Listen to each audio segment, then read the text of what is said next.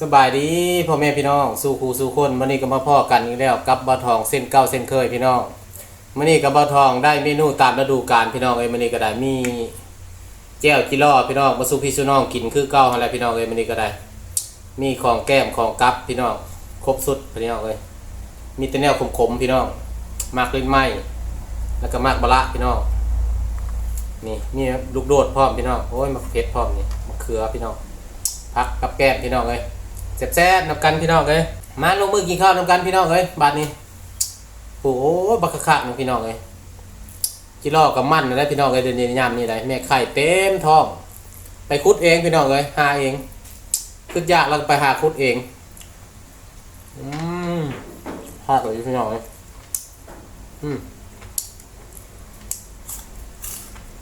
กับบะละพี่น้องคมคักเลยพี่น้องบะละ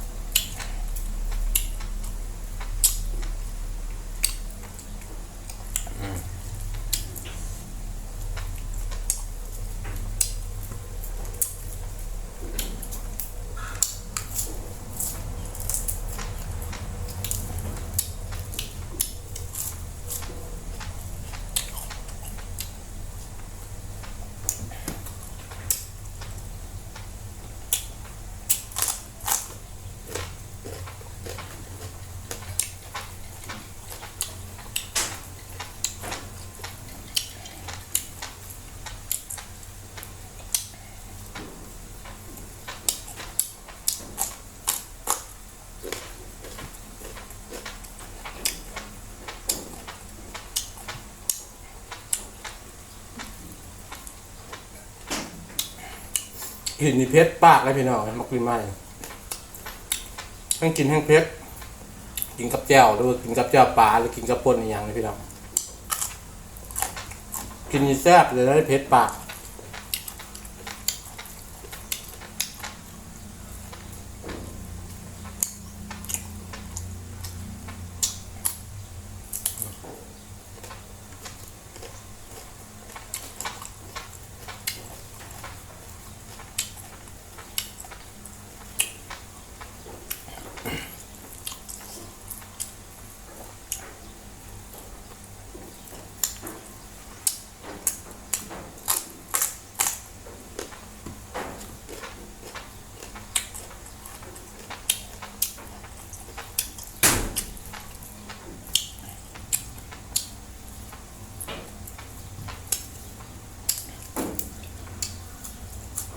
มันเปื่อยเนาะ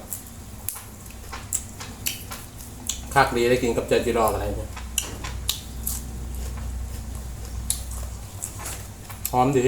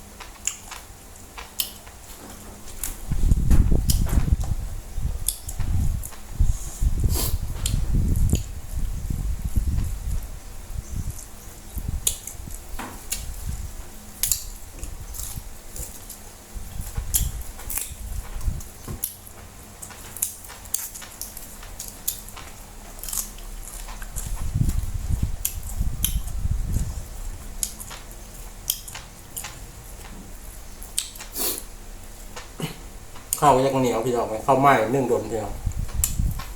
นึ่งโดนแล้วยังเหนียว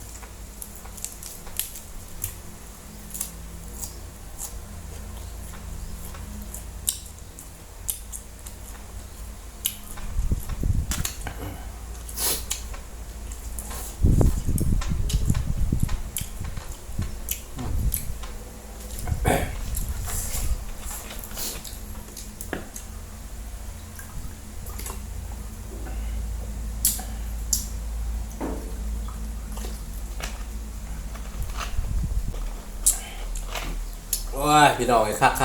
แจวจิรอพี่น้องไอ้มันนี่